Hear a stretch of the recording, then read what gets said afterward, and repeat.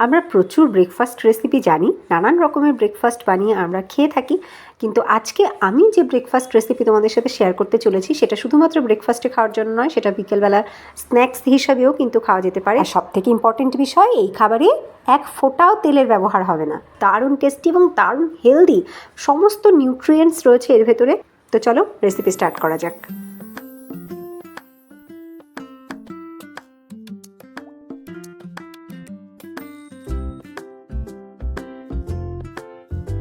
নমস্কার বন্ধুরা, কেমন আছো সবাই? আশা করছি তোমরা সবাই ভালো আছো, আমরাও ভালো আছি। রমা মুম্বাই ব্লগে তোমাদের সবাইকে স্বাগত। চলে এসেছি আর একটা নতুন ভিডিও নিয়ে।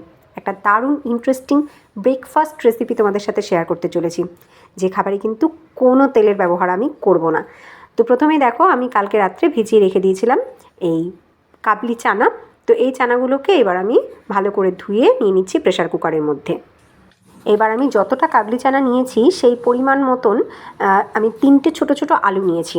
এই আলু ভালো করে ধুয়ে কাবলি চানার সাথে একই সাথে প্রেশার কুকারের মধ্যে রাখলাম। এইবার আমি নিয়ে নিচ্ছি জল, পরিমাণ মতন জলটা নেওয়ার পরে এবার দিয়ে দিলাম আমি 1 চামচ মতন লবণ। এইবার প্রেশার কুকারের ঢাকনা আটকে আমি এগুলোকে বয়েল করে নেব। 3 থেকে 4টে সিটি দিলেই কিন্তু হয়ে যাবে। কাবলি চানাগুলো অলরেডি পুরো রাত জলে ভেজানো ছিল, আর আলুগুলো ছোট ছোট আছে। এইবার আমি পেঁয়াজ ছুলে নিচ্ছি। আমি 2টো ছোট ছোট পেঁয়াজ নিয়েছি।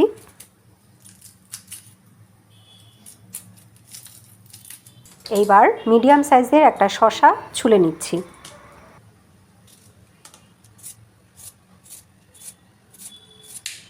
এইবার শসাটাকে ছোট ছোট একদম কুচি কুচি করে কেটে নেব।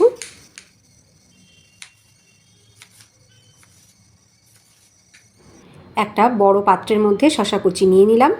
এইবার আমি কেটে নেব টমেটো।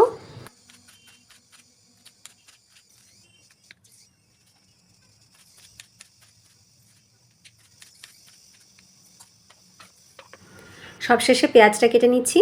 পেঁয়াজ কিন্তু সবার প্রথমে ছুলেছিলাম এবং তারপরে সেটাকে আমি জলের মধ্যে রেখে দিয়েছিলাম। পেঁয়াজ ছোলার পরে কিছুক্ষণ জলের মধ্যে রেখে দিয়ে তারপরে যদি কাটা হয় তাহলে কিন্তু চোখ জ্বলে না বা চোখ থেকে জল পড়ে না।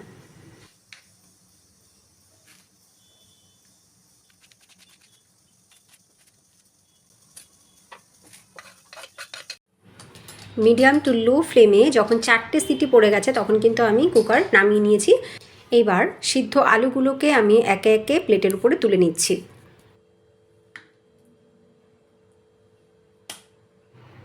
এবার আমি আলুর ছোকলা ছাড়িয়ে নিয়েছি। আলুগুলোকে এবার ছোট ছোট টুকরো করে কেটে নেব।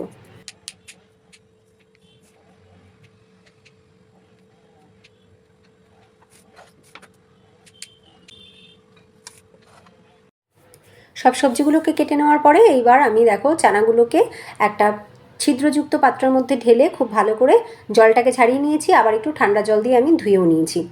এইবার সমস্ত চানাগুলোকে আমি এই কাটা সবজিগুলোর মধ্যে নিয়ে নিলাম।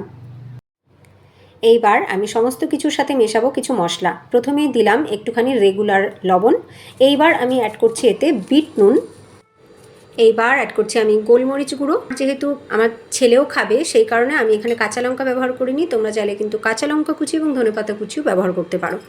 এবার আমি দিয়ে দিচ্ছি ভাজা মশলা। এই ভাজা মশলার মধ্যে জিরে, ধনে, তেজপাতা, শুকনো লঙ্কা এবং একটু মৌরি, একটু গোলমরিচও আছে। খুব ভালো করে ভেজে সেগুলোকে গুঁড়ো করে নেওয়া ছিল, এবার সেই মশলা আমি অ্যাড করে দিলাম এর ভেতরে। এবার খুব ভালো করে আমি সমস্ত কিছু মিশিয়ে নিচ্ছি। সবটা খুব ভালো করে মিশিয়ে নেওয়ার পরে সর্বশেষ উপকরণ ব্যবহার করছি, সেটা হচ্ছে লেবুর রস। লেবুর রস খুব ভালো করে এতে নিংড়ে আমি নিয়ে নিচ্ছি। আবার সব কিছু খুব ভালো করে মিশিয়ে নিচ্ছি। কি যে দারুণ গন্ধ বেরিয়েছে কি বলবো! আর এটা মাখতে মাখতে যেন জিভে জল চলে আসছে।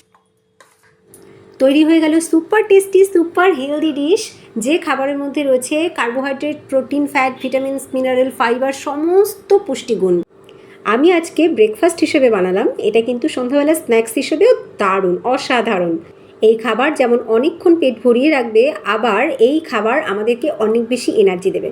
তাই ব্রেকফাস্টে যদি আমরা এই খাবার ইনটেক করি তাহলে পাবো অনেক বেশি এনার্জি, আর সন্ধেবেলায় এই খাবার স্ন্যাক্স হিসেবে নিলে পাবো অনেক বেশি তৃপ্তি। মনে পড়ে যাচ্ছে সেই স্কুলের কথা। স্কুলের টিফিন আওয়ারে এই খাবার মানে আলু কাবলি কিন্তু আমরা প্রচুর কিনে খেতাম। তবে এটা ঠিক আলু কাবলি নয়, কারণ এখানে আলুর থেকে চানার পরিমাণটা বেশি, তাই এটা অনেক বেশি হাই প্রোটিন একটা ব্রেকফাস্ট বা হাই প্রোটিন একটা স্ন্যাক্স। সপ্তাহের 7 দিনের কোনো একটা দিন এই ব্রেকফাস্ট বানিয়ে বাড়ির সকলকে সার্ভ করে দেখো, প্রত্যেকে কিন্তু দারুণ খুশি হবে। জিভে জল আনা একটা রেসিপি, দেখলেই খেতে ইচ্ছা করে। বাচ্চা থেকে বয়স্ক সকলেরই কিন্তু পছন্দ। সব থেকে কম ঝামেলা এবং সব থেকে কম সময় তৈরি হয়ে যাবে হাই প্রোটিন ব্রেকফাস্ট। আজকের রেসিপিটা কেমন লাগলো কমেন্টে জানিও। যদি রেসিপিটা ভালো লাগে লাইক করো, নতুন বন্ধুরা যদি তোমাদের ভালো লাগে লাইক করে সাবস্ক্রাইব করে এরকম আরও দারুণ ইন্টারেস্টিং হেলদি ও টেস্টি রেসিপি পাওয়ার জন্য সাথে থেকো। দেখা হচ্ছে নেক্সট ভিডিওতে। তোমরা সবাই ভালো থেকো, সুস্থ থেকো, টাটা।